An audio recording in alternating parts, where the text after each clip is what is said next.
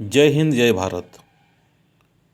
Sikandar city mall Mudma चौक मांडा रांची में खुल गया है।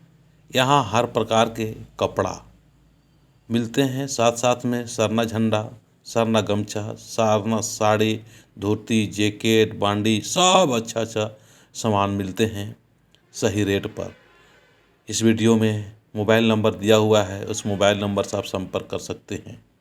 ये बिल्कुल मुड़मा चौक जो है बरगाड़ी रास्ता में, ये बहुत ही अच्छा और सुंदर तरीके से आदिवासी शरणा परिवार का ही दुकान है। आज हमारे सवर्णा समाज के लोग बिजनेस की ओर बहुत तेज़ गति से अग्रसर हो रहे हैं। बहुत खुशी और बहुत शुभ संकेत है।